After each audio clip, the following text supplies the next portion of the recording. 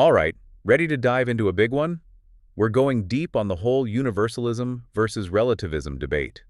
Like, what even is morality? Are there rules everyone should follow?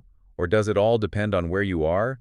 Like what your culture says. Yeah, it really gets to the core of how we judge right and wrong as humans. It's a Yeah. question that's been around for. Forever. And we're not alone in trying to figure it out. Okay? So imagine this. Someone says eating meat is wrong. Are they always right? Right universally? Or just within their own group? That's the kind of stuff we're getting into. And universalism at its heart, it's about this idea of a shared human essence, right? Like, yeah, we're all different on the surface, but universalists would say there's some common ground when it comes to morality. So it kind of like we're all playing the same game, just maybe with different strategies or something. We might not agree on how to play, but we agree that there are rules. Exactly. And that leads to ideas like inherent dignity, the belief that everyone deserves respect just because they exist. Now, is that universal? Or is it just something some cultures came up with? Makes me think of stuff like the Universal Declaration of Human Rights. Are those truly universal principles or just products of one specific culture's worldview? That's a huge question. And that's where some of the criticisms of universalism come in, right? Can it really account for how different human values are across the board? Yeah, and historically, I mean, have it universal morals been used to justify some pretty awful stuff, like colonialism, when European powers forced their beliefs on others thinking they were superior? Exactly. And that's one of the big dangers, right? One group saying their morals are the immorals and using that to control others. Who gets to decide what's universally good or bad? Okay, so universalism has its problems, but then there's relativism. Yeah. If morality is like fashion, changing with the times and place, does that mean there's no objective right and wrong? Relativism definitely makes things complicated, yeah. It makes you think about the context of any moral judgment. Like, in some cultures, putting your family first is the moral thing, above all else. Others, it's all about individual achievement. Relativism pushes us to understand why those differences exist. So instead of judging, we try to get where those values are coming from. Exactly. But here's the big one. If everything is relative, how do we condemn stuff that just seems plain wrong? Does tolerance have a limit? Like, what if a culture practices slavery? Can we just go, oh, well, their way and not judge? That's the tough part, right? Yeah. It feels like pure relativism could make us unable to take a stand against anything, even if it goes against what we believe deep down. It's a valid point. And it brings up this.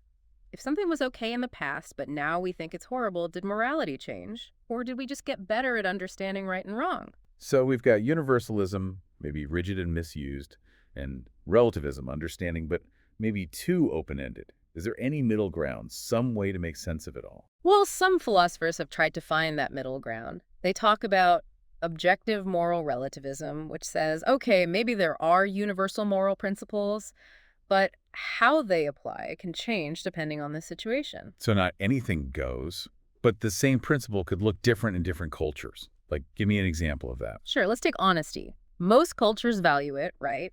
But how you're honest might be different. Some cultures, you're direct, even confrontational. That's being honest. Others, it's about being indirect, saving face. That's honesty there. So honesty is the base, but how it plays out varies. That's really interesting. So maybe you can have values without forcing one strict moral code on everyone. Exactly. Which brings up a big question.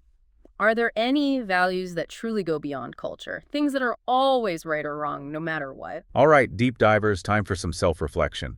Where do you land on all this? Staunch universalist, devoted relativist, or somewhere in between? What's cool is this isn't just theoretical, right? This impacts how we interact with each other, how we build a fair society, even how we deal with global problems like climate change. It's real. Absolutely. Let's dig even deeper into all this. It's like judging a fish because it can't climb a tree, right? Totally different environments, so not really a fair comparison. Exactly. Historical figures, they were swimming in a different moral ocean, you could say. Everything around them, the culture, religion, society, it all shaped how they acted and what they believed. Stuff we might find totally weird today. So like, how do we make sense of it? Do we just throw up our hands and go, oh, well, they were just products of their time and leave it at that? Well, I wouldn't say dismiss it entirely, but yeah, we got to have some historical empathy, try to get what it was like back then, not just judge the past with our modern values. So not about saying they were good or bad, but more about trying to get why they made the choices they did. Exactly. Think about the Spanish Inquisition. Today we look at the torture and persecution, and it's horrifying. But to really get it, we got to go back to that time when religious ideas were so powerful and being a heretic was a huge deal. Yeah, makes you realize something we might see as totally wrong. Now, maybe back then they thought it was necessary, even the right thing to do. Wild. And it shows how both universalism and relativism can kind of fall short. Universalism, you might just condemn the whole Inquisition without thinking about the context. Relativism, you might be too afraid to judge anything, even when it's that messed up. So, where does that leave us? How do we figure out what's right and wrong when it's also complicated by history? And maybe the key is morality isn't some fixed thing, Huh. It's always changing, evolving, cultures interacting, science, philosophy, even our own personal experiences. It all shapes what we think is right and wrong. So we got to get comfortable with the idea that there's not one answer, like this is right forever.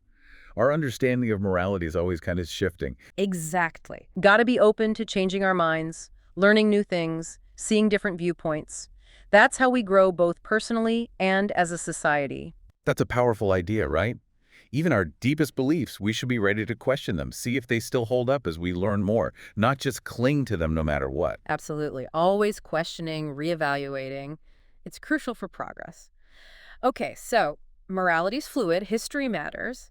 But then how do we not fall into that relativism trap where anything is okay? Are there any lines we shouldn't cross? As humans, period. Big question, right? Like, what are the limits? If everything's relative, where does that leave us? Philosophers have been trying to figure that out for ages. Maybe the answer is look for those core values that most cultures share, even if they look different on the surface. So like a soft universalism where you accept that people have different values. But there's some basic stuff that connects us all as humans. Right. Like, think about it.